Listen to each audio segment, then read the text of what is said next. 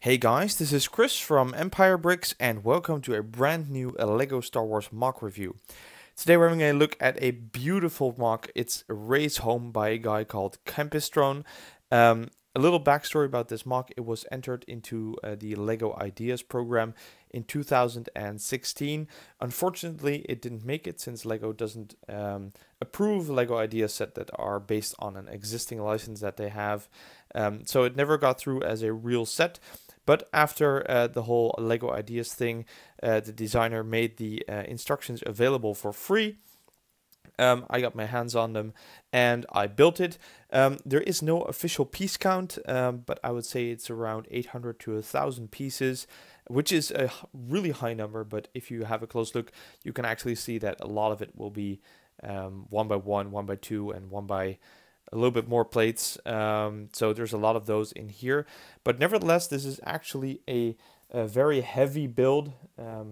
It's heavier than perhaps an AT-AT or a sizable starfighter. So quite a cool set. It was an amazing build, although I have to say there were some serious flaws and things in the instructions that I had to fix, solve, or find something for, but I'll get into that later. Let's have a closer look into this beautiful set. So just the looks, this is Rey's home. So this is the foot of a fallen AT-AT in which Rey lives on Jakku.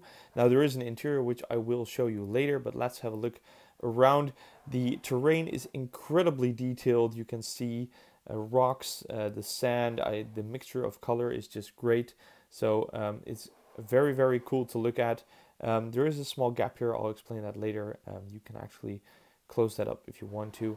The foot of the AT-AT is very convincing, although I would say that there is something missing over here, maybe in between.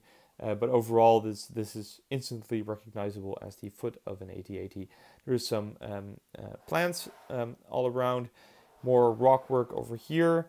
The change in color, the mix of color is just great, although it does use an incredible amount of small pieces to build this. So it took me, I'd have to say, between 10 and 15 hours, which is close to the time I used to build the UCS Millennium Falcon, partly because I had to solve some issues, otherwise because there's just so many small pieces, and the instructions are very good for free instructions. I have to say they are comparable with real instructions, but from LEGO itself. But nevertheless, there are some things that make you kind of doubt where you need to put a certain piece in a certain color. So that's the look all around the beautiful set. Now, the instructions actually suggest to buy certain parts for a Rey figure. I just used my own figure. I'm not sure if it's the same figure that the designer would choose. A small detail though is that the instructions do suggest to get this piece. It's from a LEGO board game. It's a micro figure, I believe, not a nano figure. And it's actually a rebel pilot because Rey aspires to kind of join the rebellion. So this is a puppet that she has, which I believe is also, which can also be seen in The Force Awakens. So I'm going to put this figure on the side and have a closer look at the actual functionality of the set, because it's just not just beautiful to look at. It can actually do some stuff, starting with the gap over here that I mentioned, because this part can actually come off. It can detach from the entire set. It's connected with two Technic pins, which you can see over here. So just have a look at this piece. So this is just a piece of terrain to kind of close up this area here. And the detail in here is just incredible. So I'm just guessing that since part of the foot of the AT-AT would be underground, this is just leftover bits and pieces from the AT-AT that are in the terrain. But just the greebling and the detail is just amazing in just this one detachable piece of terrain. It wasn't necessary to do that, but the designer chose to give this piece some extra attention, and I truly believe it does work.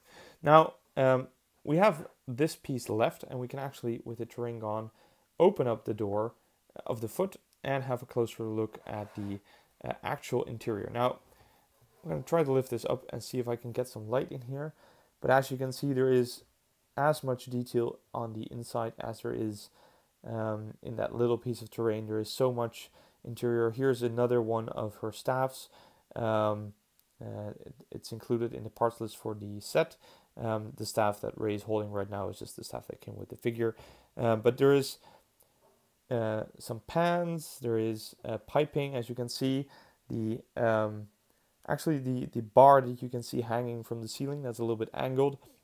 The building techniques used to construct this whole interior are amazing. They are Lego worthy and truly innovative. So you can actually learn something from this set as well.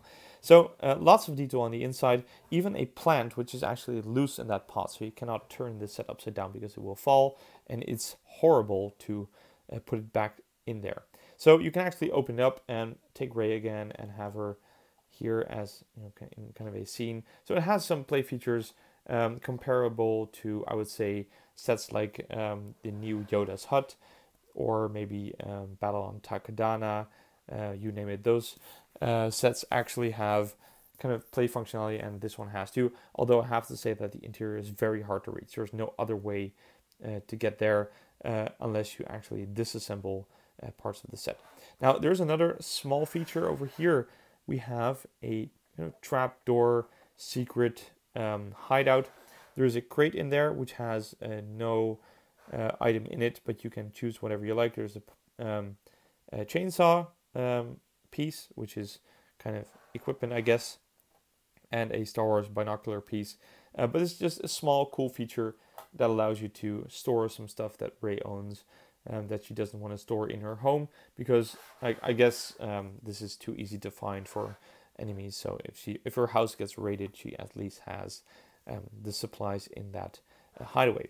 So those are the features. Now, talking about the flaws that I mentioned, well, one of them is that, for example, if I close this one and I take the terrain and try to put it back on there, is that basically when you completely connect the Technic pins, the door comes off. Now you can actually fit it back in here so that it looks that it's still in there, but it's actually loose. And I've tried several things. There's nothing that I can do to solve that.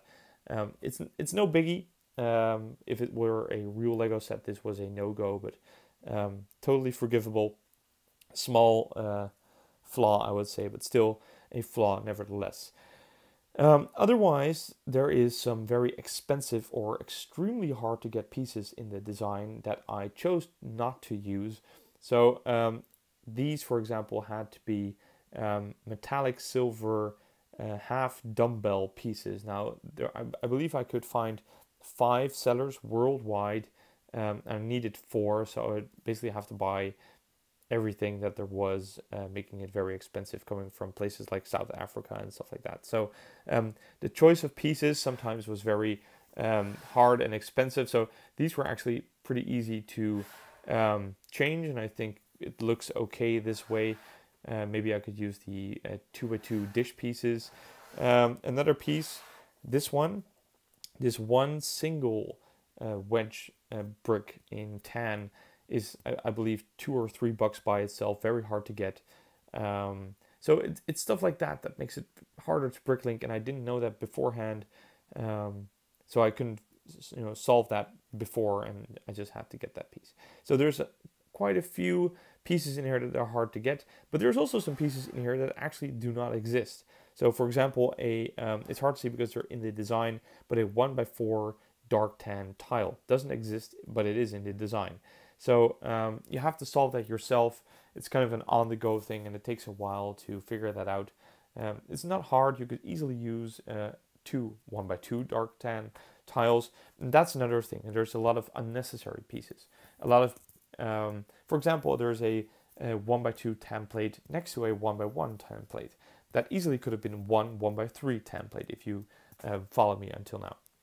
So I think the design is great. It looks absolutely fabulous, There's cool functionality. This is definitely something I would recommend. The instructions are more than good enough to work with. It's just that the design as a whole could use a revision. Just, taking out any expensive or rare pieces and replacing them with easy to get pieces, just to get the price to bring this down and make it more accessible for more people.